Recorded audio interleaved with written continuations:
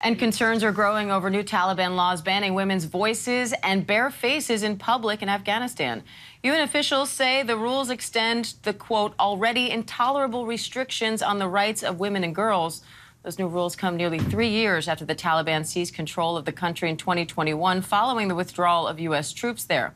Moments ago, former President Trump laid wreaths on the memorials of several service members killed in the Kabul airport bombing 3 years ago today.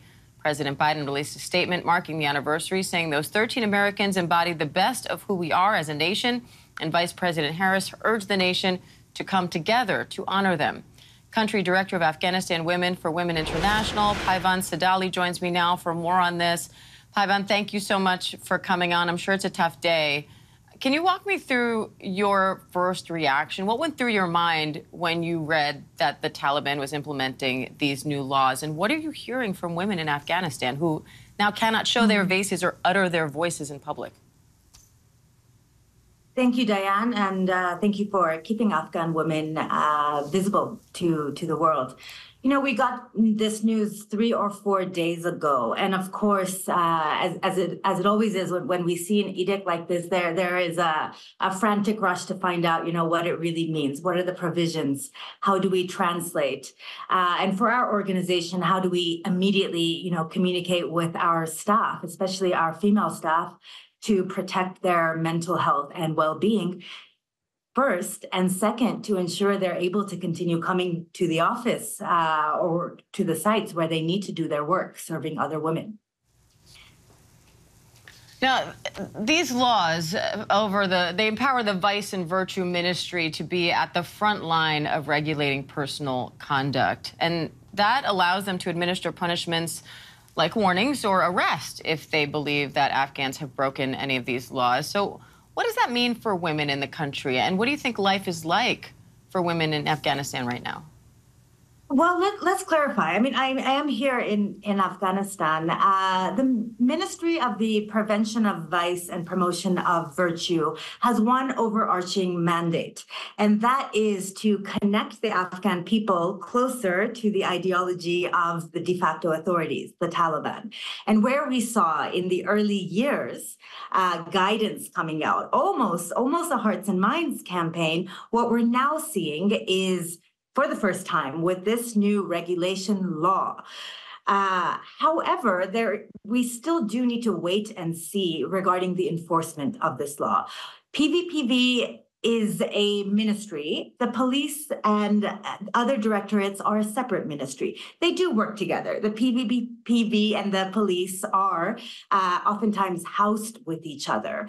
But what we are seeing very much in Afghanistan today amongst women and amongst de facto authorities at various levels are questions around the level of connection to the ideology that is being extensively promoted through the PVPV.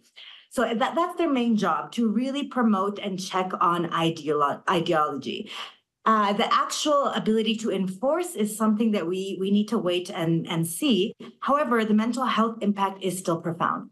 I'll tell you a story from yesterday. Even though as an organization we had gone through what the regulations mean, what they don't, how we will or will not police our own staff, still, you know, out of their own accord, a number of female staff yesterday chose to pull their brothers or fathers out of work, have them come as mahrams, accompanying them to the office, which is very humiliating.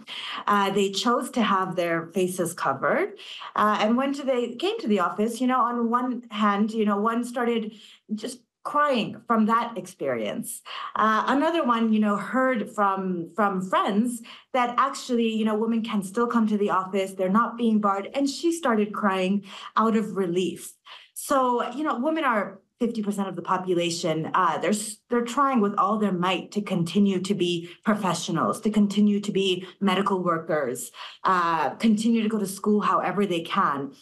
It's very, very much an uphill battle that takes an enormous toll on well-being. I bet it does. Do you expect to see more laws like this put in place?